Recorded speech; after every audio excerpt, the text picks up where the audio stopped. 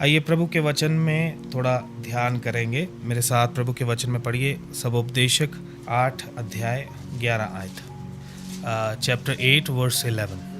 बुरे काम के दंड की आज्ञा हाँ, फुर्ती से नहीं दी जाती। बुरे काम के दंड की आज्ञा फुर्ती से नहीं दी जाती। फुर्ती से नहीं दी जाती। इस कारण मनुष्य का मन बुरा काम करने की इच्छा से भरा रहता है। इस कारण मनुष्य का मन बुरा काम करने की इच्छा से लगा रहता है। जैसे मानो हमने कोई बुराई की तो हमें उसकी सज़ा नहीं मिली। ऐसे बहुत से गुनाह होंगे हमने किए जिनकी हमें सज़ा मिली नहीं, तो हमें हमारा माइंडसेट क्या हो जाता है कि सज़ा तो मिली नहीं, तो हम क्या सोचने लग जाते हैं, भय ख़त्म हो जाता है और वो रिपीटेडली वही काम को करने में हम फिर लगे रहते हैं। बुरे काम की सज़ा, कोई भी पाप हो, कोई भी बुराई हो, यहोवा सज़ा जो है वो फुर्ती से नहीं देता। ऐसी कितनी बातें हैं हमारे जीवन में। मैं याद करता हूँ परमेश्वर के ये भलाई ही थी जो खुदावन ने हमें हमारी पाप की दशा में ख़त्म नहीं किया, है ना। We could have died while sinning. ऐसे ईवल से ईवल काम, दुष्टता से भरे हुए काम जब हम कर रहे थे, यहोवा उसी घड़ी हमको स्ट्राइक कर सकता था। कईयों को किया है उसने, हनन्याह सफीरा, उसी घड़ी स्ट्राइक किया। मतलब उसी घड़ी भी नहीं किया उनको, उनके पास तो एक पूरा प्लान बनाया उन्होंने, उसको फिर उन्होंने काम में लाया, उसको फुलफिल किया। बट ऐसे एग्जाम्पल्स हैं बाइबल में जो ऑन द मोमेंट के ऊपर स्ट्राइक किए गए परमेश्वर की ओर से। है कोई ऐसा उदाहरण जिनको परमेश्वर ने ऑन द स्पॉट परमेश्वर ने मारा हो? और वाचा का संदूक को छुआ उजा ने ऑन द स्पॉट परमेश्वर का क्रोध उधर भड़का और उसको स्ट्राइक किया। हाँ है, हालेलुया, ऐसा भी है। पर मोस्टली क्या है, मोस्टली परमेश्वर जो है वो अवसर देता है। अब परमेश्वर फुर्ती से सज़ा क्यों नहीं देता है, अब पता नहीं ये विषय क्यों आया है। मोस्टली कैसा होता है, परमेश्वर जो है बुरे काम की सज़ा फुर्ती से नहीं देता। परमेश्वर क्यों नहीं देता है सज़ा फुर्ती से? ताकि रिपेंटेंस का क्या रहे, एक मौका रहे कि आप लोग पश्चाताप करें, हम लोग पश्चाताप करें करके परमेश्वर रिपेंटेंस का एक स्टेज रखता है कि इसके पास मौका होना चाहिए पश्चाताप करने के लिए। कल को ये बात सोच ना पाए कि मेरे पास मौका नहीं था रिपेंट करने का, मुझे किसी ने बताया नहीं कि ये गलत है। जैसे दाऊद के पास नथान आता है और उसको बताता है कि तू वो पापी है जिसने अपनी 100 भेड़ें छोड़कर किसी दूसरे की एक भेड़ चोरी की है ना। द किंग कुड, अब क्या है, सीन क्या है, डेविड ने पूरा यत्न किया है अपने सिन को छुपाने के लिए, पूरा ट्राई किया, पूरा कोशिश किया सिन को छुपाने के लिए। उसने इवन पति को मरवा दिया, बैतशेबा के पति को मरवा दिया, और he tried to hide it, पूरा यत्न किया उसने। उसी के हाथ से लेटर लिखकर भेजता। पहले उसने क्या किया, उसके पति को छुट्टी दे दिया युद्ध से कि मैंने इसके साथ काम किया है गलत, है ना, I had relationship with her, और अभी इसके पति को छुट्टी दे देता हूँ। अगर बाय चांस ये प्रेग्नेंट हो जाए तो इसका पति घर पे आया है करके, तो मेरा पाप क्या हो जाएगा, गुप्त हो जाएगा, सीक्रेट हो जाएगा। माने बच्चा हो भी गया तो क्या होगा बात कि इसका पति का ही है। सी कैसा प्लानिंग किया है, गद्दी पर बैठा, और ये यहोवा के मन के अनुसार था। और उसके बाद जब उसका पति उरिया जो है वो कहता है यहोवा का वाचा का संदूक जो है वो मैदान में पड़ा है, मैं इधर कैसे आराम कर सकता हूँ, मैं अपनी बीवी के पास कैसे जाऊँ। वो युद्ध में चला जाता है। अब क्या है, अब उसी व्यक्ति के हाथ में एक लेटर लिखकर भेजता है कि इसको आगे रखो युद्ध में, और ताकि ये मारा जाए। तो मरवा दिया उसको, सीक्रेटली मरवाया, किसी को कानो कान खबर नहीं हुई, किसी को पता नहीं चला क्या हुआ। तो रूटीन लाइफ में दाऊद जो है वो अपना चल रहा है। अचानक से अगले दिन जो है नथान नाम का एक नबी आता है, और ये नथान नाम का नबी जो है ये दाऊद का मित्र भी है, दोस्त भी है। तो ये प्रॉफिट आता है और उसको कहता है तू वो पापी है। अब वो प्रॉफिट के अंदर डेयर है, किंग को जाकर बोलना कि तू पाप करता है, ये इसके लिए डेयर चाहिए। आप में से कौन जा सकता है मोदी के पास, उसको जाकर बोले तू पाप करता है? किसी के पास डेयर नहीं है ना। बट यहोवा के नबी ऐसे ही होते हैं, ये किसी से नहीं डरते। यहोवा के नबी, इनके अंदर दिलेरी परमेश्वर देता, बोलने का साहस देता है। एलिया भी जैसे अहाब राजा के सामने खड़ा होकर कहता है कि अब से जब तक मैं ना कहूँ तो बारिश नहीं होगी, मतलब तुम पर सज़ा गिरी है यहोवा की। तो ये नथान नबी जाकर उसको बताता है, और God could have kill David while he was sinning. जब वो मर्डर करने का प्लान बनाया तभी उसको मार सकता था, उसने कमिट किया। फिर उसके बाद उसको संदेशा भेजा कि तुमने पाप किया है, and God could have stricken him, but उसके पास एक टाइम दिया परमेश्वर ने रिपेंटेंस का। हर एक को देता है परमेश्वर, हर एक को देता है। फिर हम क्या देखते हैं कि आदम ने जब फल को खाया, God could have kill them. जिस घड़ी फल को तोड़ा, बाइट लिया, आंखें खुल गया, उसी घड़ी मर जाएंगे। कलाम में तो यही लिखा है ना, the moment you will eat that fruit, जिस दिन तुम उस फल को खाओगे उसी दिन तुम मर जाओगे।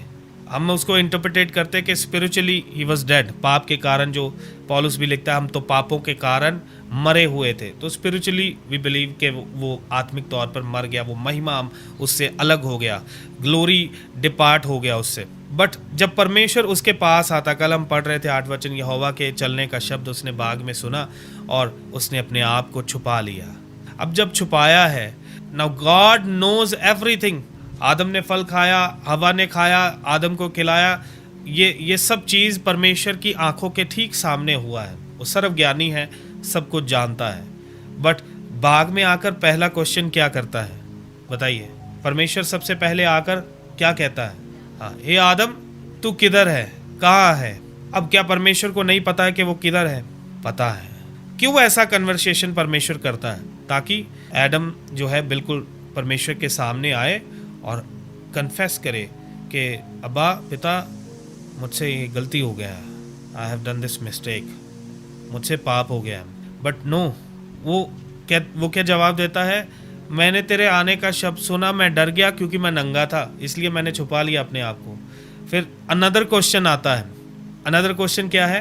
फिर अगला क्वेश्चन क्या है? परमेश्वर पूछता आदम से, बोलिए बहने, हैं तुझे किसने बताया कि तू नंगा? सी परमेश्वर कैसा कन्वर्सेशन कर रहा है। पर God could have stricken him, उसको उसी घड़ी मार सकता था। पाप की सजा परमेश्वर फुर्ती से नहीं देता। सी एडम ने क्या किया? और सिन कमिट किया, खुद का खाया फल जो है उसने ब्लेम किधर कर दिया? स्त्री के ऊपर डाला, स्त्री को दोष लगाया, है ना?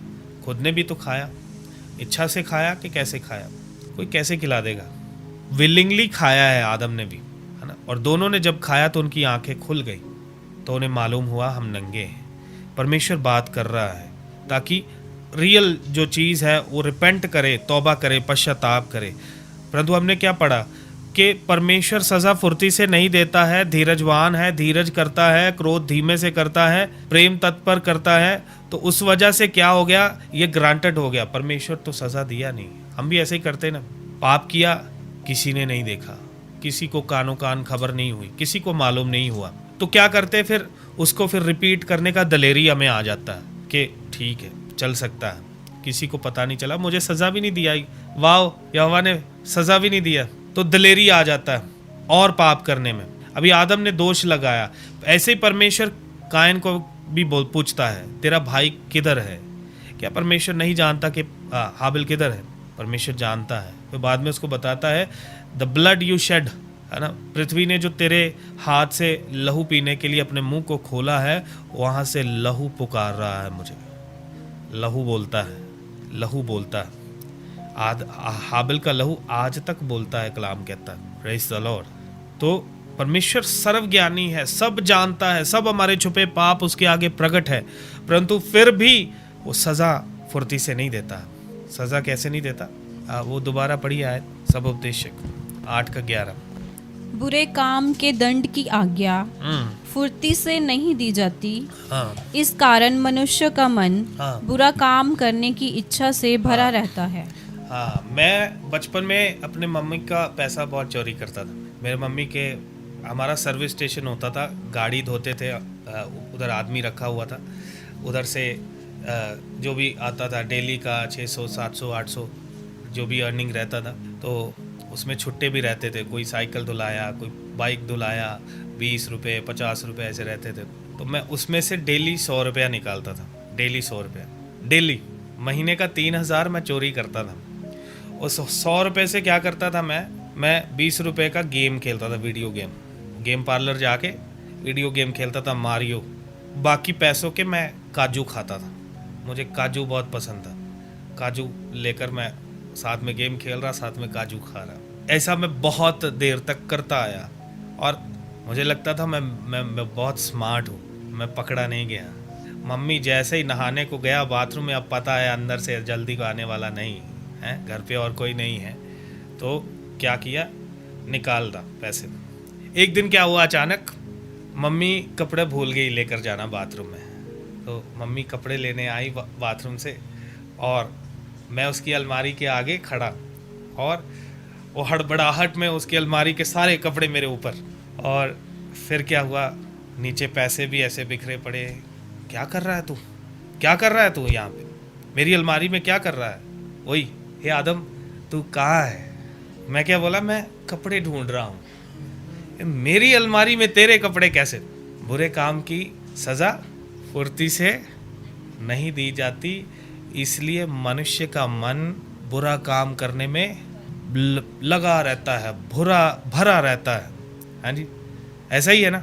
आपने एक बार रेड सिग्नल क्रॉस किया सड़क पे, आपको पता चला कि किसी ने नहीं देखा, पुलिस भी नहीं था, है ना। इधर पुलिस को क्या बोलते हैं, हमारे उधर तो मामा बोलते हैं, इधर भी बोलते हैं। हाँ, तो आपके मामा ने उधर पकड़ा नहीं आपको रेड सिग्नल पे, तो अंदर दलेरी आ जाता है, मैं बहुत स्मार्ट हूँ, अगला सिग्नल भी मैं क्या करूँगा, ब्रेक करूँगा, मैं बहुत स्मार्ट हूँ, मुझे पकड़ा नहीं। एक चांस आएगा आपके जीवन में जब आप पकड़े जाएंगे, जब पुलिस आपको पकड़ लेगी, उसके बाद फिर आएगा भय, नहीं अब थोड़ा संभल के चलूँगा, चालान भर के आया हूँ। समझ में आया? रेड सिग्नल क्रॉस करते हैं, उसको जंप करते हैं, तो दिलेरी आ जाता है अंदर। हर एक चीज़ जिसकी हमें सज़ा नहीं मिली ना, वो काम हम रिपीटेडली करते हैं और उसमें उसके लिए हम कन्विक्ट भी नहीं होते। कि ऐसे ही अनगिनत गुनाह होंगे हमारे जीवन, हमारे लाइफ में, इंडिविजुअल लाइफ में, पर्सनल लाइफ में अनगिनत गुनाह होंगे जिनके लिए हमें परमेश्वर ने सज़ा। कल हम पढ़ रहे थे परसों उधर पास्टर राजेश के इधर, कि उसने हमारे पापों के जैसा वर्ताव हमसे नहीं किया। अब नहीं किया है तो फिर ग्रांटेड हो गया ना, ग्रेस फॉर ग्रांटेड, भी अनुग्रहकारी परमेश्वर है, चलो पर अनुग्रहकारी परमेश्वर का फ़ायदा उठाते हैं। मोस्टली प्रीचर्स जो है वो इसी डायरेक्शन में आपको लेकर चलते, वो आपको सज़ा के बारे में बताते ही नहीं। मिलती है, बाट जोते हैं हम सज़ा। नए नियम का विश्वासी क्या करता है, सज़ा का क्या करता है? इब्रानियों उधर पढ़ा था या मेंशन किया था, इब्रानियों 10 का 26, 27, 28 लिखा है, मूसा की व्यवस्था का उल्लंघन करने वाला 2 या 3 गवाहों पर मार डाला जाता था बिना दया के, परंतु जो यीशु मसीह के लहू को पांव के नीचे रौंदता है और उसके अनुग्रह के आत्मा को अपमानित करता है, वह और भी भारी दंड के योग्य है। उधर लिखा है वो व्यक्ति दंड के लिए बाट जोता। वो पढ़िए आयत, इब्रानियों 10, हिब्रू 10:26, 10 का 26। क्योंकि सच्चाई की पहचान प्राप्त करने के बाद, सच्चाई की पहचान प्राप्त करने के बाद, यदि हम जानबूझकर पाप करते रहें, तो पापों के लिए फिर कोई बलिदान बाकी नहीं। आगे, हाँ, दंड का एक भयानक बाट जोना, दंड का एक भयानक बाट जोना। एक मसीही लोग डेंजर में हैं। आपको परमेश्वर सजा नहीं दे रहा ना, बट अननोइंगली, बिना जाने आप लोग सजा की क्या कर रहे हैं? बाट जोने का मतलब यू आर वेटिंग, आप वेटिंग लिस्ट में हैं परमेश्वर की, सजा का वेट कर रहे हैं, बाट जो रहे हैं। फुर्ती से नहीं देता है कि कहीं अगर रिपेंटेंस का मन आया तो पश्चाताप करके बच सकता है। परमेश्वर मौका रखता है, और whenever you are listening to a message, प्रचार जब भी सुन रहे हैं, ये वो मौका रहता है कि परमेश्वर आपसे बात करता है। ये वो मौका रहता है, परमेश्वर अपने दास के मुख के द्वारा आपसे बात करता है। मैं ये नहीं सोचा था कि मैं ये बोलूँगा, परंतु परमेश्वर मेरे हृदय में ये विषय डाले हैं। हाँ, दंड का एक भयानक बाट जोना और आग का ज्वलन बाकी है। हाँ, आग का ज्वलन क्या है? सीधा सीधा आग का ज्वलन ही होगा। आगे, जो विरोधियों को भस्म कर देगा। हाँ, जो किनको भस्म करेगा? विरोधी। अब हम लोग इधर विरोधी पढ़ के क्या बोलते हैं? ये है उन लोगों के लिए जो विरोध करते हैं, अन्य जाति लोग हैं। ऊपर से पढ़ा तो सच्चाई की पहचान वाले हैं ये लोग, सच्चाई की पहचान पाया हुआ लोग हैं ये, जो परमेश्वर के वचन को रेसिस्ट करते हैं, परमेश्वर के हुक्मों और विधियों को रेसिस्ट करते हैं, सामना करते हैं, परमेश्वर की आज्ञाओं और विधियों का सामना करते हैं। उनके लिए लिखा गया है ना। मसीह होने के बावजूद भी हम परमेश्वर की इच्छा को, परमेश्वर के वचन को कई बार रेसिस्ट करते हैं। रेसिस्ट माने उसका सामना करते हैं। सामना सही वर्ड है, रेसिस्ट करना। जैसे इधर से कोई पुश कर रहा है, आप भी उधर से पुश कर रहे हैं, उसको बोलते हाँ, उसको बोलते रेसिस्ट करना, सामना करना। हालेलुया। समझ में आ रहा है कैसे हम इंतज़ार कर रहे हैं? इंतज़ार कर रहे हैं मतलब परमेश्वर फुर्ती से नहीं दे रहा है सज़ा हमको, डिले कर रहा है, सह रहा है हमारे गुनाहों को, सहता जा रहा है। हमारी अनाज्ञाकारिता कितनी बार उसने सही है, मौके दिए। मुझे परमेश्वर ने बहुत मौके दिए, बहुत सी चीज़ों में परमेश्वर ने मुझ में धीरज दिखाया है। अब जब परमेश्वर का धीरज टूट जाता है, टूटा ना धीरज परमेश्वर का, परमेश्वर कहता मैं इनका बोझ उठा उठा के उकता गया हूँ। जब परमेश्वर उकता जाता है तब फाइनली वो घड़ी आती है जब परमेश्वर हमारे नाम पर चालान फाड़ता है, पर्ची फाड़ता है। और वो क्या होगा कोई नहीं जानता, किस तरीके से हम उसको भरेंगे हम नहीं जानते। कल रात को हम सब भाई लोग आपस में बैठे थे, सेवक लोग, प्रभु के दास लोग आए थे और हम लोग गवाही एक दूसरे के साथ बता रहे थे। और ब्रदर स्टीवन ने भी काफ़ी बातें हमें बताई और जो सुनकर मैं हैरान हो गया कि ऐसा भी हो सकता है, कभी सुना नहीं ऐसा। परमेश्वर के हाथों में पड़ना भयानक बात है, ये सुना ही नहीं हमने कभी, ये किसी ने हमें बताया ही नहीं। हमने तो यही सुना है कि परमेश्वर प्रेमी है, परमेश्वर दयालु है ना। वो आपने सिक्के का एक तरफा ही सुना है, एक ही चेहरा देखा है सिक्के का। परमेश्वर न्यायी भी है। क्या है? न्यायी। अब न्यायी का मतलब क्या है? अगर परमेश्वर के न्याय में करप्शन है तो वो परमेश्वर नहीं। धर्म से न्याय करता है। धर्म का मतलब पता है? धर्म का मतलब क्या हो? हिंदू धर्म, सिख धर्म। धर्म का रियल मतलब ये है standing in the presence of God, being blameless. निर्दोष होकर परमेश्वर के सामने खड़े होना धर्म कहते हैं उसे। अब्राहम ने परमेश्वर पर विश्वास किया और परमेश्वर ने उसको धर्म उसके खाते में डाला। Hallelujah, hallelujah, praise the Lord. अक्सर जब आप महीना भर काम करते तो क्रेडिटेड का मैसेज आता है कि आपके खाते में पैसा क्रेडिटेड हुआ। ये वो पहली चीज़ है जो क्रेडिटेड हुई है, जिसके लिए आपने कोई काम नहीं किया, जिसके लिए आपने सिर्फ परमेश्वर पर विश्वास किया। हालेलुया। पर ये ऐसे ही नहीं हुआ, इसके लिए एक कीमत अदा की गई। खुदावंद यीशु मसीह अपना लहू बहाया है इसके लिए। हालेलुया। समझ आ रहा है? समझ में आया? हम धर्मी कैसे बने, हम निर्दोष कैसे बने? क्योंकि हमारे लिए कोई पाप बन गया। पापी नहीं बना। क्या बन गया? पाप ही बन गया। वो यीशु मसीह सलीब पर जब चढ़ा हुआ है, लटका हुआ है, वो हमारा पाप है। वो कल पढ़ा हमने 2 कोरिन्थियन चैप्टर 5 में लिखा है वो पाप से अज्ञात था। अज्ञात माने अनजान। ही न्यू नो सिन। उसे कोई पाप पता नहीं था, मालूम नहीं था, बट क्या बन गया? He became sin. He did not became sinner but he became sin, or sin. हम सब का पाप बन गया। उस सलीब के ऊपर यीशु जो लटका हुआ है वो क्या है? वो हमारा पाप है, जिसके ऊपर यहोवा का पूरा न्याय गिरा है, जिसके ऊपर यहोवा की वो तलवार गिरी है। जो बाइबल में हम पढ़ते हैं ना, 4 चीज़ें सीखे हैं, वचन ऑनलाइन सीखे हैं। 4 चीज़ें क्या आती हैं जब परमेश्वर की प्रजा मार्ग से हट जाती है, परमेश्वर उनके बीच में क्या भेजता है? अकाल, मरी, तलवार और जंतु। वो तलवार गिरी है उधर उसके ऊपर, जो तलवार इजराइलियों के ऊपर गिरती थी। विरोधियों के हाथ में यहोवा तलवार पकड़ा के उनको सीख देने के लिए, रिपेंटेंस, उनको घुटनों पर लाने के लिए यहोवा विरोधियों के हाथ में तलवार दे देता था कि जाओ अब इनको अकल सिखाओ, इनको रहना सिखाओ, इनको ढंग से चलना सिखाओ, इनको इनकी ऐसी, परमेश्वर विरोधियों को ऐसा बल देता था, ऐसा ताकत देता था। और वो लोग क्या करते थे, वो लोग फिर इजराइलियों को सिखाते थे यहोवा के आगे घुटने टेको। समझ में आया? परमेश्वर का ही ऐसा चलता रहा प्लान। इजराइलियों के हाथ में तलवार देकर पूरी जाति को उसने सजा दिया, और जब इजराइल हटा तो परमेश्वर ने दूसरी जातियों के हाथ में तलवार देकर इजराइलियों को अकल दी है। परमेश्वर ऐसा करता आया। वही तलवार जो है अदन बाग में भी है, ऐसे घूमती है तलवार। कैसे? ऐसे घूमती है। यीशु मसीह आत्मा में पता है क्या किया, वो अदन बाग जिधर एंट्री बंद हो गया आदम और हवा का, उधर एक घूमने वाली तलवार वो अपॉइंट किया गया। पढ़िए वचन में, उत्पत्ति 3 का आखिरी वचन से पढ़िए, आखिरी 2-3 ऊपर से। हाँ, जब उनको बाग से निकाल दिया। हाँ, कितना?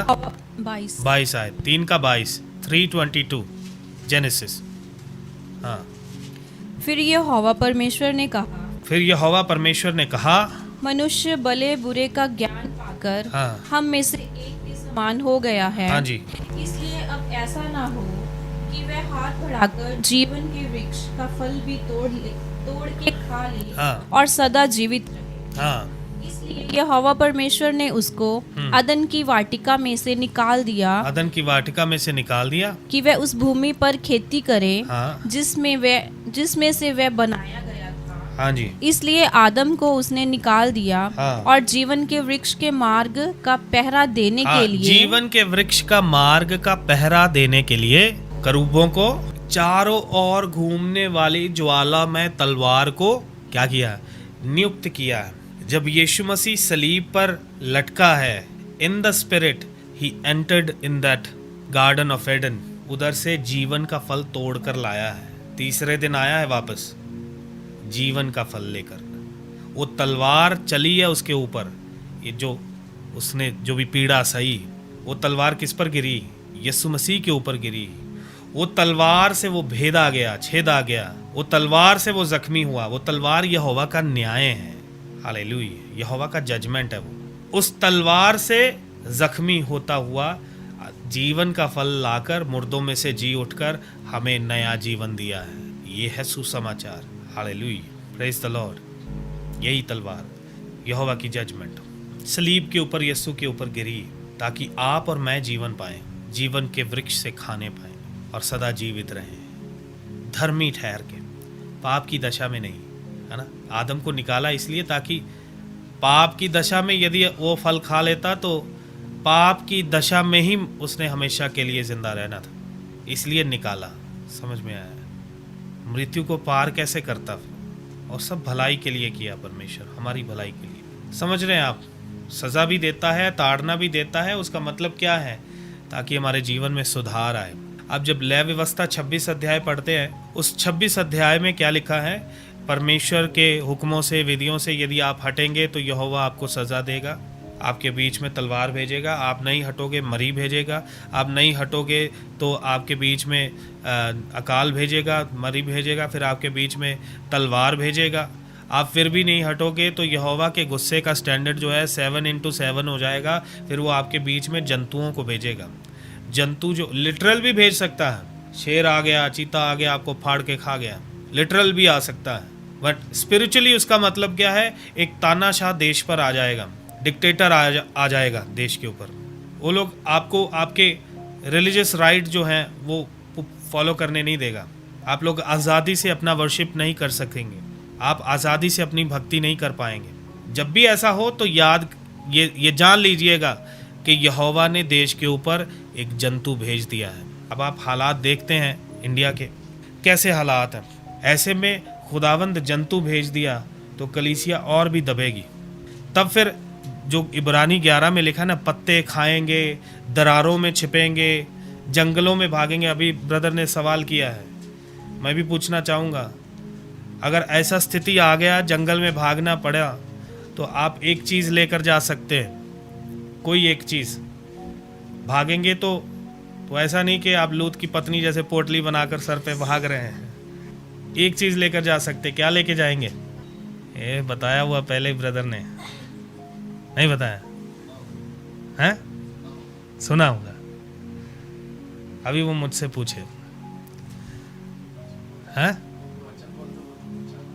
हाँ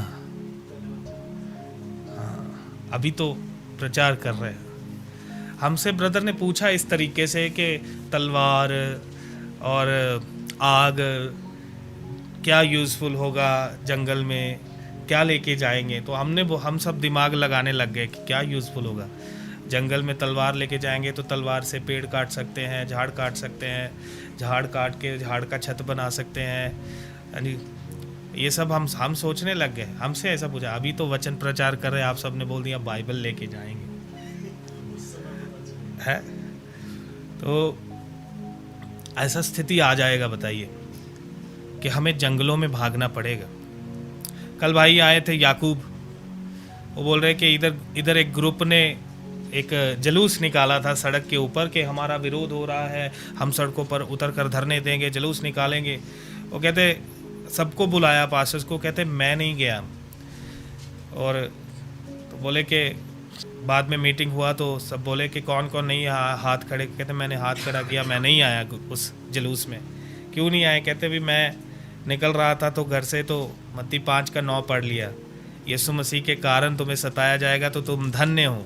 कहता ये तो धन्य कह रहा है, तो मैं उसके बारे में जाकर कंप्लेन क्यों करूं कि मुझे सताया गया है। अभी के लोग तो FIR कर रहे हैं, धरने लगा रहे। पंजाब में भी ऐसा है, प्रोटेस्ट करते हैं, सड़कों पर आ जाते हैं। और पिछले दिनों में ये तो अभी तो ऐसा है, 2000 मेरे ख्याल से 13 या 14 में पंजाब में किसी ने एक तस्वीर बनाया। वैसे वो जीसस का तस्वीर है नहीं, हम किसी भी तस्वीर को प्रमोट या नहीं करते, ना ही हम अडोर करते हैं, ना ही हमारे घर में कोई तस्वीर है जिसको हम कहें कि देखो जी ये यीशु का तस्वीर है। एक तस्वीर है ना लंबे बालों वाले व्यक्ति का, उसका ऐसे करके, तो किसी ने एडिट करके क्या कर दिया, ठीक है, ऐसा तस्वीर, वो किसी ने तस्वीर एडिट करके क्या कर दिया, इसमें बियर का ग्लास पकड़ा दिया हाथ में, और ये हाथ में ऐसे सिगरेट पकड़ा दिया। तो ऐसे करके वो तस्वीर बनाकर एक बड़ा पोस्टर बना के कहीं पर लगवा दिया। वो मसीह लोग क्या हो गए, दंगे करने लग गए वो। और दंगे भी कैसे, बड़े बड़े जो टीवी फ्रिज जहाँ पर बिकते हैं, इलेक्ट्रॉनिक स्टोर्स में कांच तोड़कर घुस रहे, अंदर टीवी उठाकर भाग रहे हैं। जी ऐसा कर रहे हैं। मैं आपको बता रहा हूँ क्या करना है, जंगल में भागना है। कलाम कहता है कि कईयों ने क्या किया है, पत्ते खाए हैं, ऐसे दिन देखे हैं, दरारों में छुपे, चट्टानों की दरारें होती थी, उस दरारों में छुप जाते थे। इतना सताव था कलीसिया के ऊपर। ऐसा समय आएगा क्योंकि परमेश्वर के बड़े बड़े जो रिप्रेजेंटेटिव अपने आप को क्रिश्चियनिटी के कहते हैं, उन्होंने तो फैमिली पैक बनाए हुए हैं। फैमिली पैक, कपल पैक, कौन सा पैक लोगे तो हम आपके लिए दुआ करेंगे। और जो लोग फेमस हैं, जो लोग एक्चुअली में मसीहत को या क्रिश्चियनिटी को रिप्रेजेंट करते हैं कि हाँ दीज आर द, जिनके बड़े बड़े नाम हैं, वो लोग ऐसा प्लान बनाए हैं। लोगों को बोलते हैं कि ये प्लान लोगे, फैमिली प्लान इतने का है, हम आपकी फैमिली के लिए दुआ करेंगे। कपल प्लान इतने का है, हम आपके कपल के लिए दुआ करेंगे। वो ऐसा काम कर रहे हैं। आप समझ रहे हैं? अब इनको परमेश्वर सज़ा क्यों नहीं देता? यानी जो 25-25 हज़ार हाथ रखने का लेते हैं, इनको परमेश्वर सज़ा क्यों नहीं देता? जो लोग फ़ीस रखते हैं, कहीं पर भी जाने का, प्रचार करने का फ़ीस रखते हैं और प्रभु के वचन को बेचते हैं, बताइए ऐसों को परमेश्वर सज़ा क्यों नहीं दे रहा?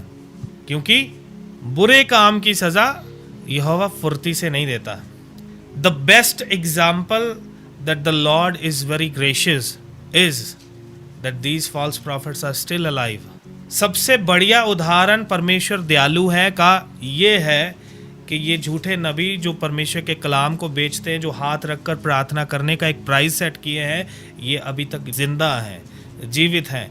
ये सबसे बड़ा उदाहरण है कि परमेश्वर जो है बहुत ही ग्रेशियस है, बहुत ही दयालु है ना? क्यों छोड़ा हुआ है अभी तक?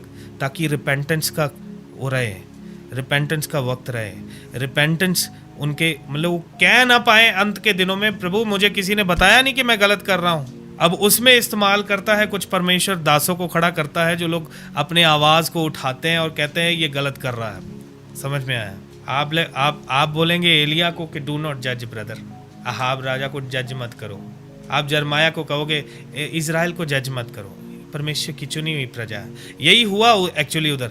जरमाया जानते हैं, जाकर एक 27-28 अध्याय पढ़ते ना, जब जरमाया का यहोवा इसको बोला कि एक लकड़ी का काठ में अपने आप को बांध कर उनके बीच में ले जा। अपने आप को बांध कर लकड़ी के काठ में उधर ले गया और उधर जाकर प्रचार कर रहा है जरमाया, जैसे जैसे मैं बंधा हुआ हूँ ऐसे ही आप लोग बांधे जाने वाले हैं। उधर एक प्रॉफिट आ गया, कहता no brother, God is gracious. वो ऐसा मार के वो उसका लकड़ी का जुआ तोड़ देता।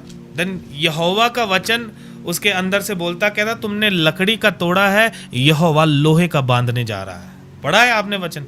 पढ़ा करें बाइबल, समझ में आया? ये जो प्रॉफिट्स एंड अपोस्टल जो आपको अच्छी अच्छी बातें, God is going to bless you brother, परमेश्वर तुम्हें आशीष देने जा रहा है, अजीम आशीष दे रहा है, बरकत दे रहा। वो बंदा व्यभिचारी है, वो दुष्ट काम करता है, उसको क्या बोलते हैं?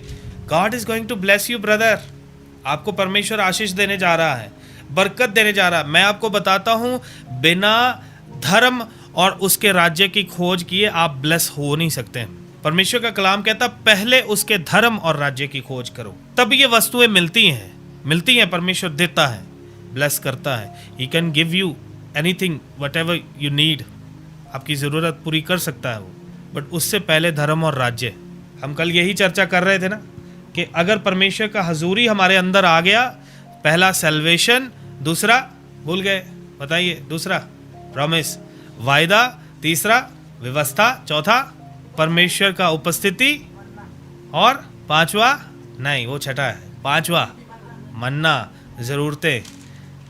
उद्धार पाए हैं तो परमेश्वर के तमाम वायदे आपके जीवन में लागू होते हैं। हमने पढ़ा स्वर्गदूत भी उन्हीं की सेवा टहल करते हैं जो लोग उद्धार पाए हैं, इब्रानियों 1:14 में।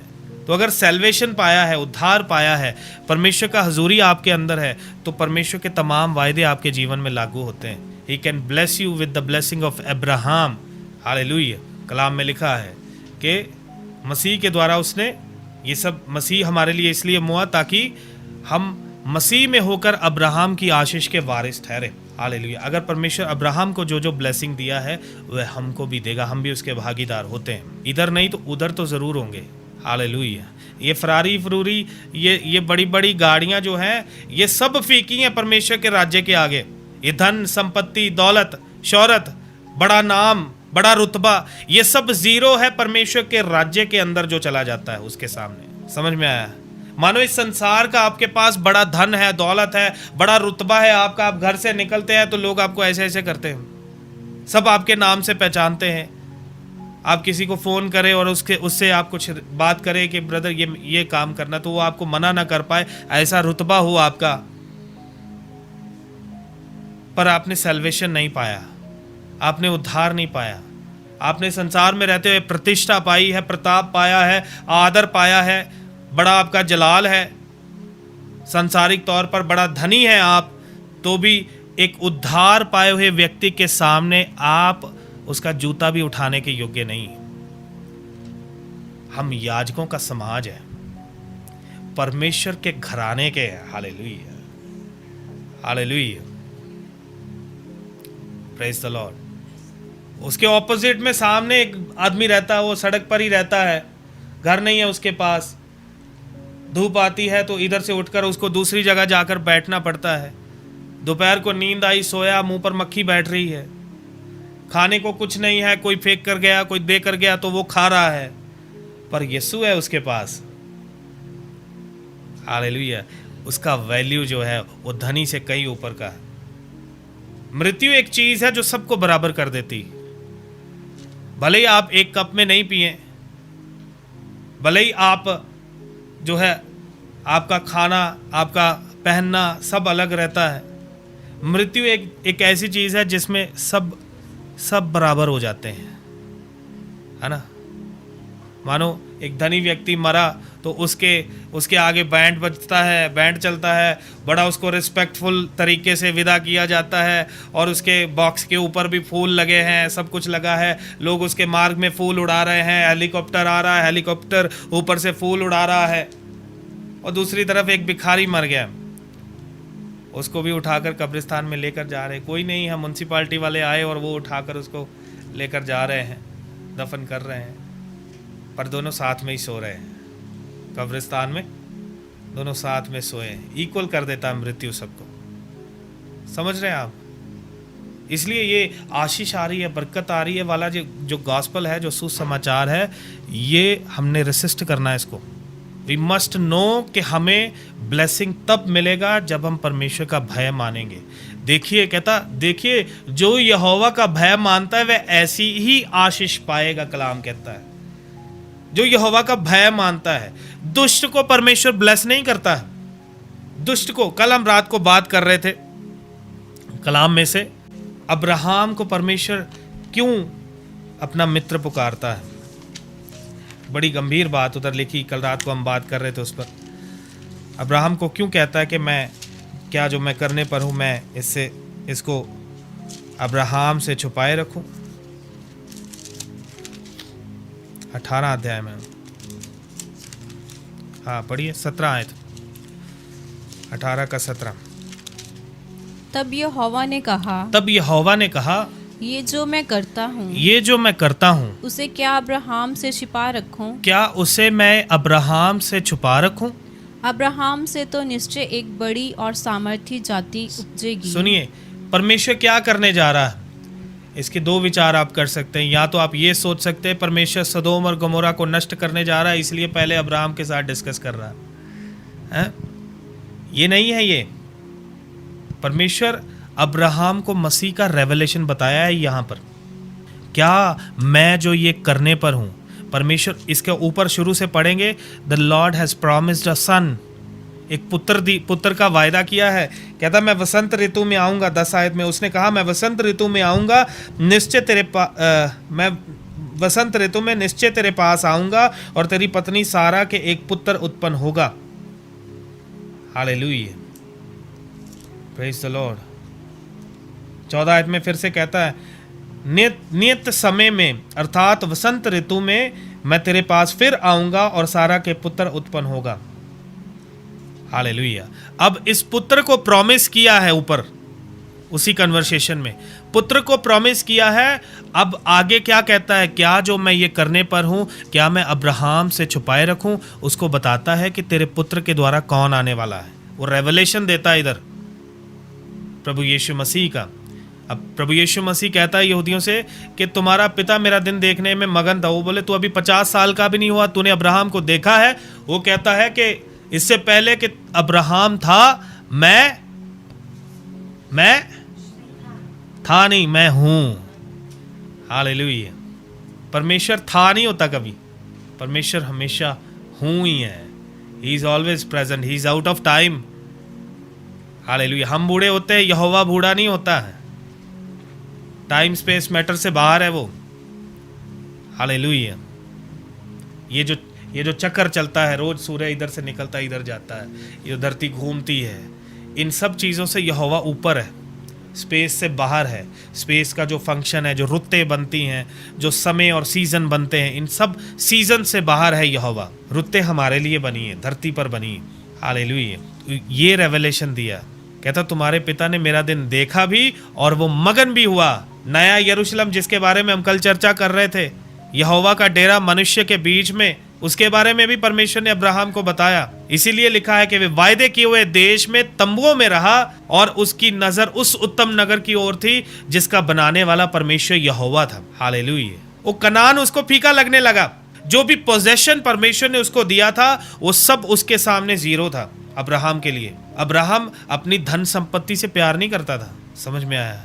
अब्राहम तंबुओं में रहा, टेम्पररी घरों में रहा ताकि वह उत्तम नगर को पाए। परमेश्वर ने अब्राहम को कनान का वायदा किया, कनान में पहुंचाया, परंतु वहां पर वो तंबुओं में बसा, पक्के मकान नहीं बनाए उन्होंने। पर अब्राहम, ये आप इब्रानियां 11 का 8, 9, 10 में पढ़ सकते हैं। वो एक उत्तम नगर की बाट जोता था। परमेश्वर ने उसको पूरा रेवलेशन इधर बताया है। और जानते हैं क्यों बताया है? क्यों? क्योंकि अब्राहम से एक बहुत बड़ी जाति उत्पन्न होने वाली है। और आगे पढ़िए 19 आयत में, 18 का 19। क्योंकि मैं जानता हूँ कि वह अपने पुत्रों, यहोवा जानता है, कहिए यहोवा जानता है, यहोवा जानता है। आगे कि वह अपने पुत्रों के अब्राहम अपने पुत्रों और परिवार को जो उसके पीछे रह जाएंगे, जो उसके मरने के बाद उसके पीछे रह जाएंगे, आज्ञा देगा, वो उनको परिवार वालों को और बच्चों को आज्ञा देगा कि वे यहोवा के मार्ग में अटल बने रहें। हाँ, यहोवा के मार्ग में कैसे बने रहें? अटल बने रहें। इस वजह से यहोवा जो है उसको रिवील कर रहा है सब, क्योंकि अब्राहम सिर्फ खुद ही मेरे पीछे नहीं चलता, ये अपने बाद अपने बेटे बेटियों को, अपने परिवार वालों को भी आज्ञा देगा यहोवा को ना छोड़ना। मूसा से भी परमेश्वर कह रहा है, मूसा के द्वारा परमेश्वर कह रहा है इजराइलियों को, कहता अपने परमेश्वर यहोवा से पूरे दिलो जान से मोहब्बत करना और उससे लिपटे रहना। कैसे? जैसे बच्चा अपनी माँ के साथ लिपटा रहता है, कहता यहोवा को ऐसे पकड़ कर रखना है, लिपटे रहना है यहोवा के साथ। इसलिए परमेश्वर रिवील करता है ऐसे प्लान। हम लोग रिपीटेडली वही सिन में हैं। हम तो अभी सजा का बाट जो रहे हैं, हमारे साथ तो परमेश्वर कन्वर्सेशन करता ही नहीं। हम सजा का बाट जो रहे हैं, इंतजार में हैं कि यहोवा हमें सजा देगा। हम वैसा चले नहीं। परमेश्वर ने इसको ये बात कब किया? 17 का 1 पढ़िएगा। जब अब्राहम 99 वर्ष का हो गया, हाँ, तब यहोवा ने उसको दर्शन देकर कहा, हाँ जी, मैं सर्वशक्तिमान ईश्वर हूँ, मैं सर्वशक्तिमान ईश्वर हूँ, मेरी उपस्थिति में चल, मेरी हजूरी में क्या कर? चल, walk in my presence, walk in my presence. जैसे आदम की वाटिका में आदम चलता था मेरे साथ साथ गिरने से पहले, कहता मेरी उपस्थिति में चल और क्या हो जा? सिद्ध होता जा, और सिद्ध होता जा। Hallelujah, praise the Lord. 99 वर्ष का था जब परमेश्वर ने उससे ये कहा। Praise the Lord, hallelujah. हम अभी किधर हैं बताइए? क्या हम परमेश्वर की हजूरी में चल रहे हैं? क्या हम सिद्ध हो रहे हैं? मैं सुबह ब्रदर को बता रहा था कि हमारा हार्ट कैसा है परमेश्वर के सामने, हमारा हृदय कैसा है परमेश्वर के सामने। ये बहुत मायने रखता है। किस हृदय के साथ चलते हैं? छल के साथ तो नहीं चल रहे, धोखे के साथ तो नहीं चल रहे, कपट तो नहीं कर रहे, कपटी जीवन तो नहीं जी रहे हम, जैसा यहूदा इस्करियोती का जीवन था। यहूदा इस्करियोती कैसा चला? उसने परमेश्वर की सामर्थ का स्वाद चखा। पढ़िए मत्ती का सुसमाचार 10 अध्याय 1 से 8 पढ़िए फटाफट। फिर उसने अपने 12 चेलों को पास बुलाकर उन्हें अशुद्ध आत्माओं पर अधिकार दिया कि उन्हें निकाले और सब प्रकार की कितनों को बुलाया? 12 में कौन भी है? यहूदा इस्करियोती भी है। मतलब जो इधर लिखा है वो यहूदा पर भी लागू होता है। उसने 12 को बुलाया और क्या किया? उन्हें अशुद्ध आत्माओं पर अधिकार दिया। अशुद्ध आत्माओं पर अधिकार पाया हुआ है यहूदा इस्करियोती। आगे कि उन्हें निकाले, उन्हें निकालता है यहूदा इस्करियोती, और सब प्रकार की बीमारियों और सब प्रकार की दुर्बलताओं को दूर करे। सब प्रकार की दुर्बलताएं और बीमारियों को दूर करने का सामर्थ पाया है यहूदा इस्करियोती ने। क्या ये छोटी बात है? बताइए, क्या ये छोटी बात है? और चलते चलते ये प्रचार करो, स्वर्ग का राज्य निकट आ गया है, बीमारों को चंगा करो। जो लिखा ये किया है यहूदा ने। चलते चलते राज्य का क्या करो? प्रचार करो। अब यहूदा इस्करियोती ने भी राज्य का क्या किया है? प्रचार किया है। आगे बीमारों को चंगा करो, मरे हुओं को जिलाओ, कोड़ियों को शुद्ध करो, दुष्ट आत्माओं को निकालो, तुमने सेतमेत पाया है, सेतमेत दो। कैसा पाया है? सेतमेत पाया है, सेतमेत 2 करके लिखा। यहाँ जो काम की लिखे गए हैं इनको बाद में यीशु मसीह ने 2-2 करके भेजा और इन लोगों ने ये सारे काम किए हैं। चंगाई किया है, राज्य का प्रचार किया है, ये सब काम किए हैं। एक और काम करता था यहूदा एक्स्ट्रा, लाल बत्ती को जंप करता था। क्या करता था? लाल बत्ती को जंप करता था और ये सोचता था कि किसी को मालूम नहीं है। पढ़िए वो वचन यूहन्ना 12 का 3 से 5 पढ़िए। तब मरियम ने जटामासी का आधा सेर बहुमूल्य इत्र लेकर हाँ। यीशु के पाँव में डाला बहुमूल्य इत्र लेकर यीशु के पाँव में उसने डाला और अपने बालों से उसके पाँव पोंछे। हाँ, अपने बालों से उसके पाँव पोंछे और इत्र की सुगंध से घर सुगंधित हो गया। हाँ, आगे। परंतु उसके चेलों में से यहूदा हाँ। इस्करियोती नामक एक चेला जो उसे पकड़वाने पर था, हाँ। कहने लगा। देखिए, बार बार उसका सिन मेंशन किया गया है सुसमाचार में। आगे, पकड़वाने पर था, कहने लगा ये इत्र 300 दिनार में बेचकर ये इत्र 300 दिनार में बेचकर कंगालों को क्यों ना दिया गया। कंगालों को क्यों ना दिया गया। आज के समय में दिनार का रेट मालूम है? एक दिनार का रेट मेरे ख्याल से 150-200 रुपया होता है शायद, है ना, अप्रॉक्सीमेटली। सबसे ऊंचा है ये दिनार, 300 दिनार, और वो भी उस ज़माने में। अभी से 100 साल पहले जाओगे तो 1 रुपये में पूरे घर का राशन आ जाता था। उस टाइम पे 300 दिनार का था वो। 300 दिनार में कहता है इसको बेच के कंगालों को क्यों नहीं दिया गया। आगे, उसने ये बात इसलिए नहीं कही उसने ये बात इसलिए नहीं कही कि उसे कंगालों की चिंता थी, परंतु इसलिए कि वह चोर था। क्या था वो? दुष्ट आत्माओं को निकालने की, लोगों को चंगा करने का, शत्रु की सारी सामर्थ्य पर अधिकार पाया हुआ व्यक्ति क्या है? चोरी करता है। और उसके पास उनकी थैली रहती थी। यीशु मसीह के पास थैली एक होती थी, और वो थैली अपने पास नहीं रखता था। उसने वो थैली जो है अपने चेले को देकर रखी थी। एक थैली होती थी और चेले को देकर रखी थी। थैली देकर रखा, और उसके पास उनकी थैली रहती थी। हाँ। और उसमें जो कुछ डाला जाता था, हाँ। वह निकाल लेता था। हाँ। जो कुछ उसमें डाला जाता था वो कौन खा जाता था? वो यहूदा। इसलिए यीशु मसीह जब कहता ना मुझे एक सिक्का दो, तो चेलों के पास सिक्का नहीं है, क्योंकि सब यहूदा खा गया है। मांगा ना यीशु मसीह ने सिक्का, बाद में मछली के पेट से निकाला उसने, है ही नहीं किसी के पास। यहूदा चोरी किया करता था। सामर्थ पाया हुआ व्यक्ति, शत्रु की सारी सामर्थ पर अधिकार पाया हुआ व्यक्ति क्या कर रहा है? चोरी कर रहा है। आज हम जब कहते हैं ना कि वो अगर गलत है, वो अगर लूटता है, तो फिर वहाँ पर सामर्थ के काम क्यों होते हैं? वहाँ पर अद्भुत काम इधर हो रहे हैं। देखो, यहूदा कर रहा है, बताइए कर रहा है कि नहीं कर रहा? किए हैं। ये लोग आनंद करते हुए लौटे और कहने लगे, हे प्रभु, तेरे नाम से दुष्ट आत्माएं हमारे वश में है। वो 70 अलग हैं, बट मैं काउंट करता हूं कि वो 70 इनसे नीचे के थे। ये जो 12 थे ये स्पेशल थे, ये फाउंडेशन थे चर्च का। बट अगर 70 कर सकते थे तो ये भी किए हैं। यीशु मसीह कहता, मैं आकाश से बिजली को गिरते हुए देखता हूँ, शैतान को गिरते हुए देखता हूँ, और देखो मैंने तुम्हें सांपों और बिच्छुओं को रौंदने का अधिकार दिया है। सांपों और बिच्छुओं को रौंदने का अधिकार पाया हुआ व्यक्ति क्या है जी? क्या है जी? क्या है? हैं? क्या है? खाली कर देता थैली, वो चोर है। यीशु ने कहा, हाँ, उसे रहने दो।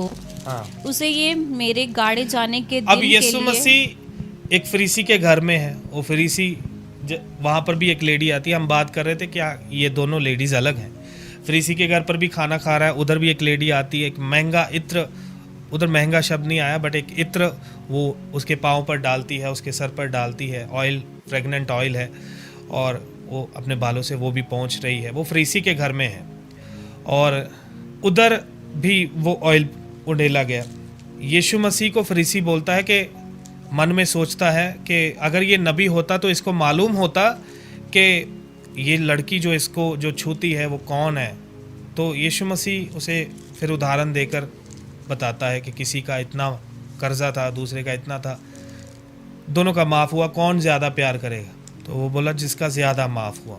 तो यीशु मसीह उसे इंडिकेट करते कि आई नो, मुझे पता है कि ये स्त्री कौन है ना, मन की बातें जानने वाला, जो निकोदेमस ही है जो पेड़ के नीचे बैठा था, है ना, जिसको फिलिप्पुस लेकर आया था, जो व्यवस्था थापक था, जिसको फिलिप्पुस जाकर कहता है कि मैं तुझे मसीह दिखाता हूँ। और वो कहता किधर से आया मसीह? वो कहता गलील से। कहता क्या गलील में से भी कोई अच्छी चीज़ निकली? गलील में से कभी कोई नबी नहीं निकला, कभी कोई प्रॉफिट नहीं हुआ गलील में से। तो वो कहता क्या गलील में से भी कोई अच्छी चीज़ निकली? प्रोफेसी बैतलहम की थी, यीशु मसीह बैतलहम में ही आया, परंतु जब हेरोदेस बच्चों को मार रहा था तो स्वर्गदूत की तरफ से यूसुफ वार्निंग रिसीव किया, चेतावनी पाकर वो वापस बैतलहम में नहीं गया परंतु गलील में शिफ्ट हो गया, नाजरत में, गलील में नाजरत, इसलिए वो नासरी कहलाता था, नाजरत में रहने वाला। तो वो कहता है फिलिप्पुस से क्या गलील में से भी कोई अच्छी चीज़ निकली है आज तक? मतलब मसाया जो है वो गलीली नहीं हो सकता, वो बैतलहम ही होगा, बैतलहम वासी होगा। वो जब जाता है तो वो यीशु मसीह उसको आगे से पहले ही बता देते, जब तू पेड़ के नीचे बैठा था मैं तुझे देख रहा था। यीशु मसीह सर्वज्ञानी था, जो जानता था कि उसको कौन पकड़वाने वाला है, जो जानता था जो यीशु मसीह का 3 बार इनकार करेगा मुर्गे के बांग देने से पहले, वो सब जानता था। यहूदा का भी स्टेट जो है वो अच्छी तरीके से जानता था। यहाँ पर यीशु मसीह यहूदा इस्करियोती को पैसे को लेकर कि तेरे अंदर लालच है तो इसलिए बोलता है करके उसको नहीं दे रहा। वही बात, बुरे काम की सज़ा फुर्ती से नहीं दी जाती, इसलिए मनुष्य का मन बुराई करने में लगा रहता है। अब जब यीशु मसीह प्रचार कर रहा है ये साथ में है, ये भी सुन रहा है। जब यीशु मसीह लोगों को कहता है गो एंड सिन नो मोर, ये भी साथ में खड़ा क्या कर रहा है? सुन रहा है। जब यीशु मसीह फरीसियों से बात करता है, सांप के बच्चों, हे करैत के बच्चों, जब यीशु मसीह उधर लोगों को कह रहा है तुम हिपोक्रेट्स हो, तुम पखंडी हो, दिखाते कुछ हो है कुछ, ये भी खड़ा साथ में क्या कर रहा है? सुन रहा है। कितने मौके थे इसके पास कि यीशु मसीह का एक भी उपदेश, एक भी समाचार सुनकर रिपेंट कर सकता था, घुटनों पर आ सकता था, पश्चाताप कर सकता था। कितने मौके मिले इसको, परंतु इसका मन बुराई करने में लगा रहा। मेरी माता ने जब मुझे चोरी करते हुए पकड़ा, उन्होंने मेरे कान को पकड़ा, बोला बोल सॉरी, बोल सॉरी, बोल सॉरी। मैं सॉरी नहीं बोला, इसलिए अभी सबको बताता हूँ आई एम सॉरी, पब्लिकली बोलता हूँ। मैंने और भी बहुत सारे गुनाह किए, आप सब जानते हैं कितनी बार मैंने प्रचार में बोला है कैसे खुदावंद मुझे बचाया, कैसे खुदावंद मुझे निकाला। कितना मौका था यहूदा इस्करियोती के पास पश्चाताप करने का, कितना मैसेजेस सुना, डायरेक्ट वर्ड के मुंह से वर्ड सुन रहा है। वो यीशु कौन था? देहधारी वचन था, देहधारी वचन के मुंह से वचन सुन रहा था, लेकिन रिपेंटेंस का विचार नहीं है। पछताया बाद में पकड़वाने के बाद। सी उसके लालच को ही, सी डेविल कैसे काम करता है। तुम चोरी करते थे, वो इतिहास पता है आपका सारा, सैटन को चोरी करता है ना, लालच है ना इसके अंदर, ग्रीड है, लोभ है, लालच है, तो फिर इसको लालच में ही फंसाऊंगा। इसको मैं I will give him a offer that he can not refuse. 30 चांदी के सिक्कों में क्या किया है? यीशु मसीह को अपने भाई को बेच दिया। उसका लालच कैसे शैतान ने उसको पकड़ा। यूहन्ना 6 का 70 और 71 वचन पढ़िए। यीशु ने उन्हें उत्तर दिया, यीशु ने उन्हें उत्तर दिया, क्या मैंने तुम 12 को नहीं चुना? क्या मैंने तुम 12 को नहीं चुना? तो भी तुम में से एक व्यक्ति शैतान है। तुम में से एक व्यक्ति क्या है? शैतान है। जैसे हमको प्रभु ने बोला ना, कबूतर के समान भोले बनो और सांप के जैसे, चतुर नहीं लिखा जी, उधर मराठी में चतुर लिखा, गलत लिखा, वाइस लिखा है, बुद्धिमान। चतुर बनने का ख्याल आ गया, मतलब आप सांप ही बन चुके हैं। स्नेक का नेचर जो है वो टेढ़ा चाल आपके अंदर भी आ चुका है, क्रुकेडनेस उसे बोलते हैं। समझ में आया? चतुर नहीं लिखा उधर, बुद्धिमान लिखा है। कबूतर के नाई भोले नहीं लिखा उधर, हार्मलेस लिखा है। कबूतर कभी हार्म नहीं करता किसी को, नुकसान नहीं करता किसी को। समझ में आया? अभी इस वचन को लेकर कहते सांप जैसा बनना है हमने, वो कितने विश्वासी सांप ही बन जाते हैं फिर। इधर यीशु मसीह यहूदा इस्करियोती को क्या कहता है कि क्या मैंने तुम 12 को नहीं चुना, तो भी तुम में से एक क्या है? शैतान है। सी जीसस नोज, यीशु को पता है वही अदन बाग में, आदम तू कहाँ पे है, कैन तेरा भाई हाबिल किधर है, सब पता है यीशु मसीह को, बट साइलेंट है। क्यों साइलेंट है? बुरे काम की सजा फुर्ती से नहीं देता। आगे पढ़िए। ये उसने हाँ। शिमोन इस्करियोती के पुत्र यहूदा के विषय में कहा था, हाँ। क्योंकि वही जो 12 में से एक था उसे पकड़वाने को था। हाँ, लूका 22:3। जब आप सिन इतना प्रैक्टिस करते हैं, रिपीटेडली उस सिन में बने रहते हैं, सच्चाई का ज्ञान प्राप्त करने के बाद, प्रभु की सामर्थ का स्वाद चखने के बाद, अंधकोर की शक्तियों के ऊपर, दुष्ट आत्माओं के ऊपर अधिकार पाने के बाद, जब आप कंटिन्यूसली उस सिन में लगे रहते, लोभ और लालच में, तो फिर क्या होता है? पढ़िए। तब शैतान यहूदा में समाया। हाँ, शैतान यहूदा में समा गया। This is the only scripture where I read कि सैटन हिमसेल्फ एंटर्ड। उसके एजेंट्स हैं, दुष्ट आत्माएं हैं, वो घुस जाती हैं, वो काम करती हैं। बट ये इकलौता ऐसा एग्जाम्पल मैंने देखा है कलाम में जहां पर शैतान खुद घुस गया, उसके अंदर खुद घुस जाएगा शैतान। समझ में आया? जब करप्शन इंक्रीज होता जाता है, आप अपने पाप में बढ़ते जाते हैं, तो कलाम ऐसा होने के लिए बताता है। You will be fully completely controlled by devil himself. Satan के द्वारा कंट्रोल किए जाएंगे आप। आपका अंदर का आत्मा रोएगा कि मैं ये नहीं करना चाहता, मैं नहीं ये करना चाहता, परंतु आपको करना ही पड़ेगा, क्योंकि आप किसके कंट्रोल में हैं? सैटन के कंट्रोल में। यूहन्ना 13:21 से 30 तक पढ़िए। ये बातें कहकर यीशु आत्मा में व्याकुल हुआ और ये गवाही दी, हाँ। मैं तुमसे सच सच कहता हूँ, हाँ। कि तुम में से एक मुझे पकड़वाएगा। इसकी वजह से यीशु मसीह अंदर ही अंदर क्या हो रहा है? व्याकुल हो रहा है।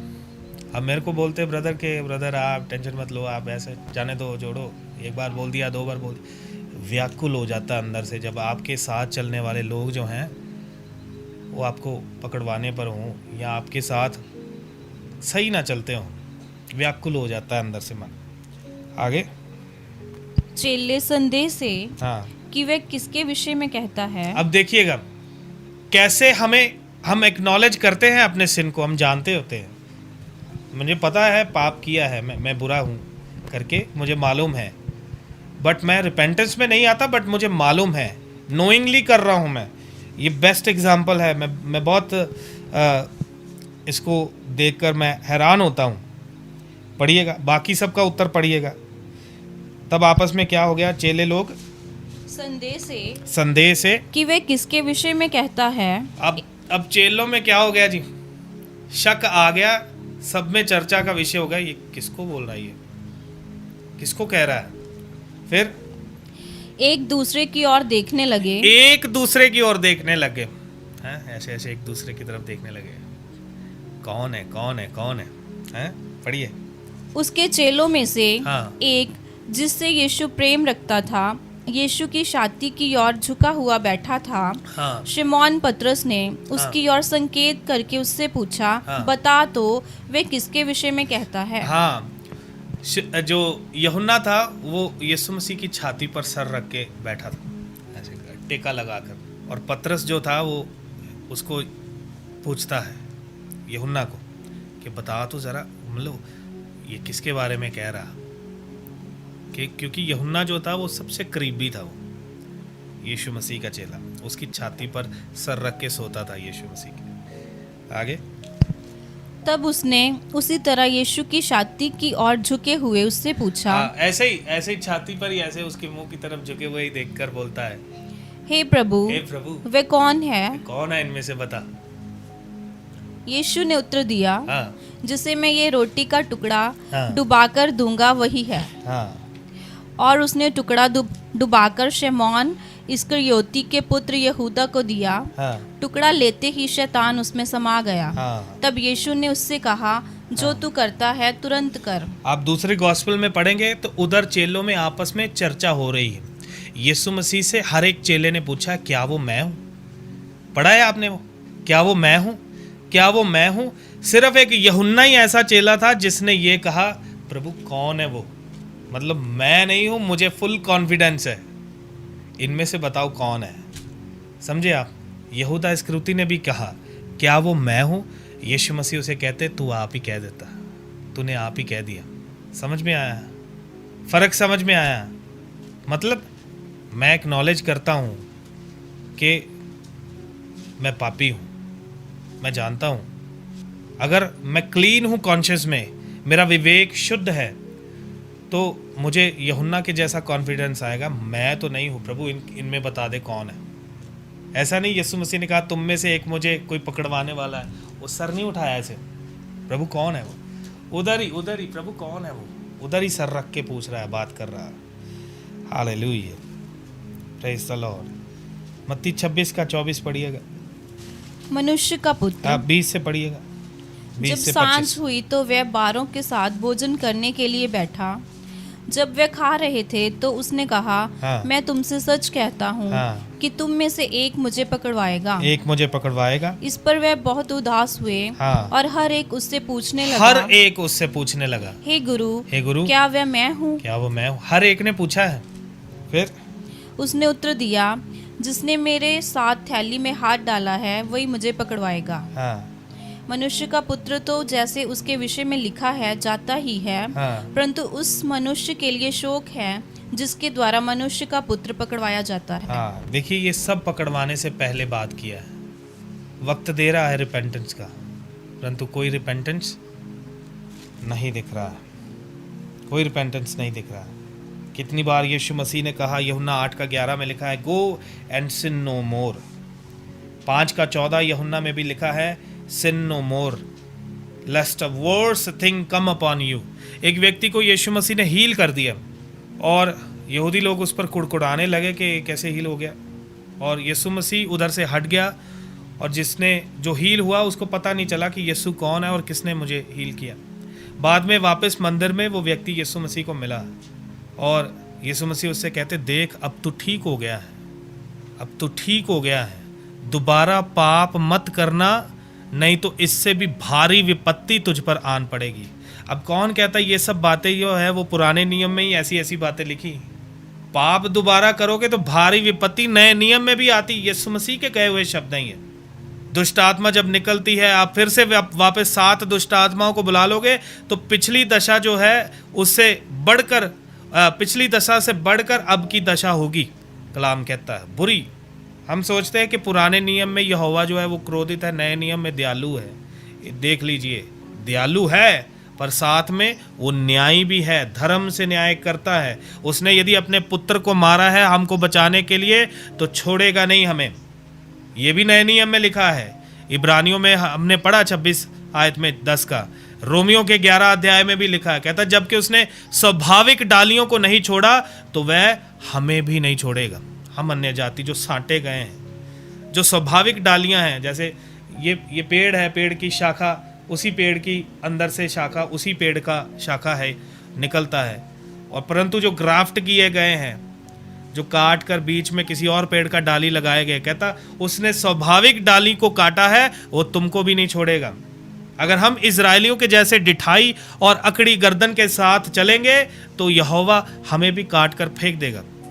ये नए नियम की बातें हैं, ये जो मोस्टली प्रचारकों को नहीं दिखती हैं और ना ही वो इसके बारे में कलीसिया को वार्न करते हैं। आप समझ रहे हैं?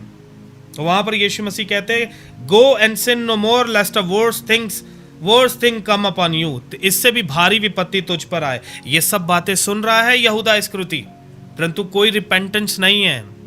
ये बात सुनकर वो छोड़ सकता था अपनी चोरी, परंतु लगातार उस थैली को खाली करता रहा। नीति वचन 28:13 पढ़िएगा। अभी हम प्रार्थना करेंगे, 1 बज गया, थोड़ा देर वचन पर और ध्यान देंगे, फिर हम प्रार्थना करके प्रभु भोज में ले जाएंगे। 28:13, जो अपने अपराध छिपा रखता है, जो अपने अपराध क्या करता है? छिपा रखता है, उसका कार्य सफल नहीं होता। उसका कार्य क्या नहीं होता जी? सफल नहीं होता।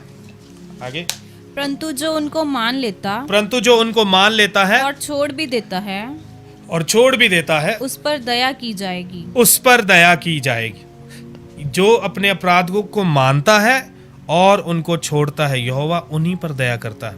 हालेलुया। साथ में वो एक लिमिटेड टाइम भी आपको देगा कि उसमें आप रिपेंट कर पाए। लूका 13 का 1 से पढ़िएगा, अगर आप पश्चाताप नहीं करेंगे तो। उस समय कुछ लोग आ पहुंचे और उससे उन गलीलियों की चर्चा करने लगे जिनका लहू पिलातुस ने उन्हीं के बलिदानों के साथ मिलाया था। ये सुनकर उसने उनसे उत्तर में ये कहा, क्या तुम समझते हो कि ये गलीली और सब गलीलियों से अधिक पापी थे कि उन पर ऐसी विपत्ति पड़ी? मैं तुमसे कहता हूँ कि नहीं, परंतु यदि तुम मन ना फिराओगे तो तुम सब भी इसी रीति से नष्ट होगे। उधर गलीली लोगों को क्या किया हेरोदेस ने? उनके ब्लड को शेड किया, लहू बहाकर उन्होंने अपने सैक्रिफाइसेस में उनको मिला दिया, लहू को, गलीलियों के लहू को। तो यीशु मसीह उनसे सवाल करते हैं, क्या तुम्हें लगता है कि ये लोग तुमसे ज़्यादा पापी थे जो उन पर ऐसी सज़ा गिरी? तब मैं तुमसे सच सच कहता हूँ, तुम में से हर एक जो रिपेंट नहीं करेगा ऐसे ही नष्ट होगा। मैं बता रहा हूँ, डिक्टेटर आएंगे, तानाशाह आएंगे, ऐसे ही नष्ट होंगे अगर रिपेंट नहीं करें तो। जंतु भेजेगा यहोवा। समझ में आया? रेवलेशन 2 का 16 पढ़िएगा, ये नए नियम के वचन है। रेवलेशन 2:16। अतः मन फिरा, नहीं तो मैं तेरे पास शीघ्र ही आकर अपने मुख की तलवार से उनके साथ लड़ूंगा। अपने मुख की तलवार से।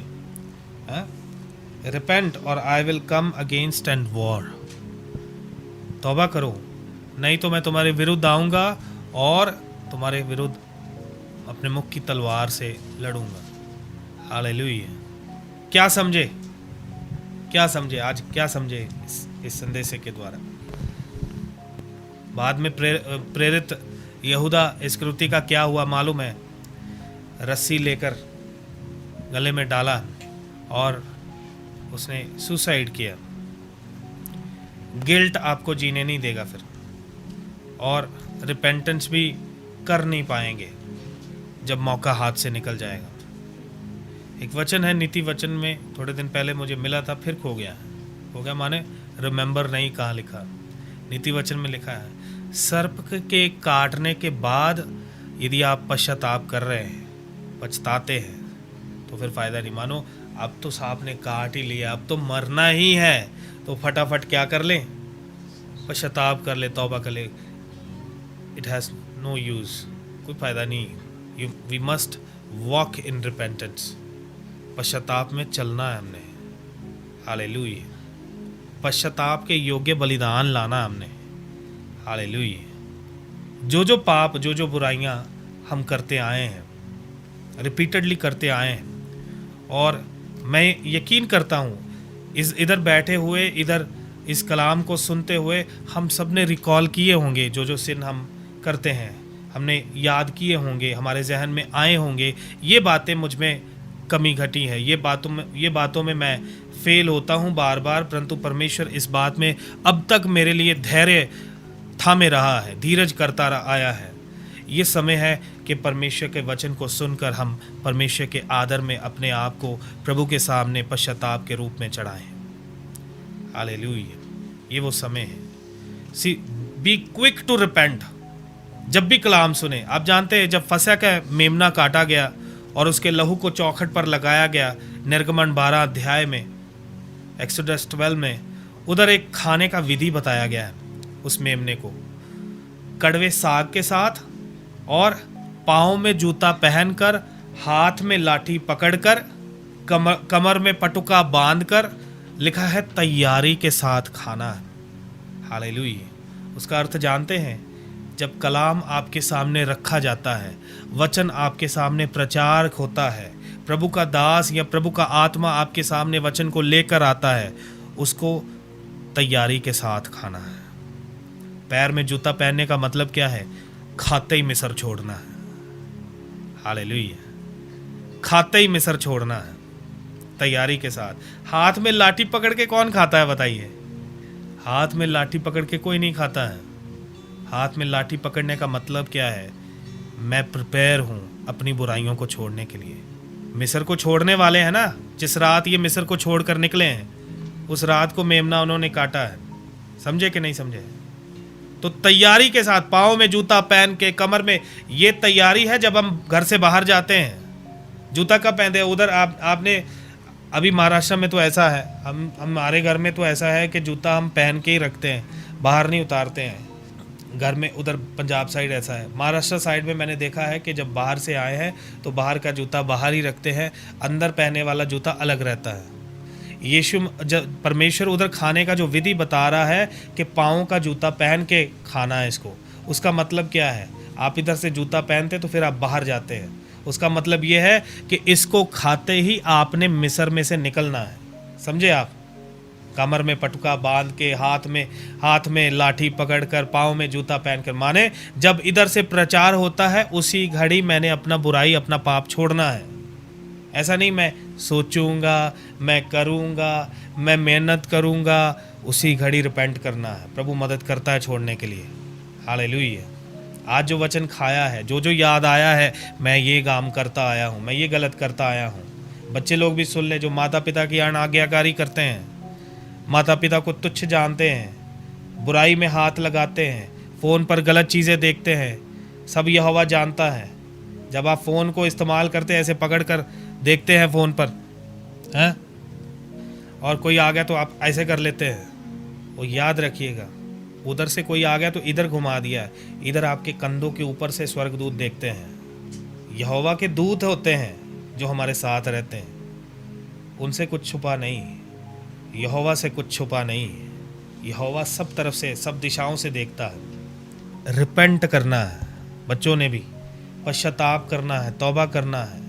आप जो अपने माता पिता को डिस्पाइज करते हैं, तुच्छ जानते हैं, आपको लगता है इनको अकल नहीं है, इनको समझ नहीं, मैं ज़्यादा स्मार्ट हूँ, इन सब बातों के लिए आपने रिपेंट करना है, तौबा करना है। समझ में आया है? सब चीज़ों के लिए। हालेलुया। आइए प्रार्थना करें। हालेलुया।